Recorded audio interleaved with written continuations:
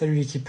Depuis que je suis arrivé au Maroc, j'accompagne une personne, un abonné, qui a décidé de me faire confiance et pour que je l'accompagne pendant 2 semaines et que je le forme au trading.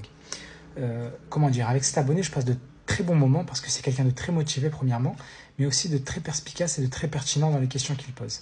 Tout à l'heure, il m'a posé une question et il m'a fait cogiter et j'ai bien travaillé sur la réponse. Il m'a posé la question, il m'a dit « Yacine, j'aimerais que tu me dises par quelle phase je vais passer avant de devenir un trader rentable ». Donc cette question elle est pertinente, pourquoi? Parce que potentiellement la réponse que je vais lui donner va l'aider va tout d'abord le préparer psychologiquement, mais va aussi l'aider à éviter les pièges et même à l'inverse à actionner des leviers pour pouvoir passer d'une phase à l'autre plus rapidement. Du coup je vais vous transmettre la réponse que je lui ai donnée et je lui ai dit. Donc la première phase que tu vas connaître, c'est la phase du gambler.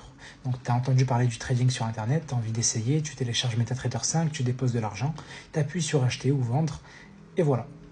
Globalement, tu n'avais aucun plan, juste des rêves plein la tête, tu avais juste envie de gagner de l'argent, tu ne savais même pas quel actif tu tradais, et encore dans ta malchance, par chance, ton premier trade a marché. Donc tu as été en positif. Sauf que 2 jours, 3 jours, une semaine, 10 jours après, tu as tout perdu.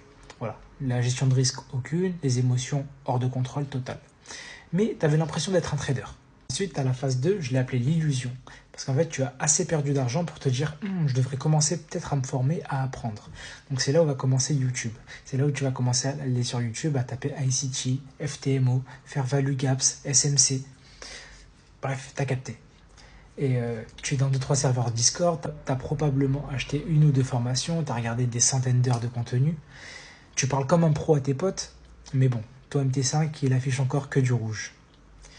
Et du coup, tu es officiellement dans la période, on va dire, de l'over-information, où tu accumules trop d'informations que ton cerveau n'arrive même pas à trier les infos, de savoir lesquelles vont t'aider, lesquelles sont pertinentes, et lesquelles, à l'inverse, vont te servir à rien. Suite à ça, il y a la phase 3, que j'ai appelée la prise de conscience. Tu finis par te séparer de tes 36 000 stratégies que tu as appris, tu arrêtes d'essayer de rattraper tes pertes passées, et tu arrêtes de trader l'or surtout parce que juste ça bouge vite, et que tout le monde en parle. Tu construis un plan, tu fais du backtesting, tu tiens même parfois un journal de trading. Tu perds toujours, mais plus lentement. Tu arrives même parfois à avoir des petites épées. Bienvenue sur le chemin de la discipline, où la croissance est ennuyeuse, mais elle est réelle. Elle est factuelle. Tu restes fidèle à un mentor, à une stratégie, à un plan.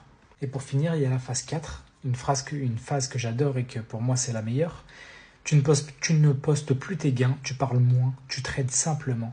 Un setup, une entrée, une sortie. T'en as fini avec la dopamine, t'es allergique à l'overtrading, ton edge, ta stratégie elle est discrète, tes graphiques sont propres.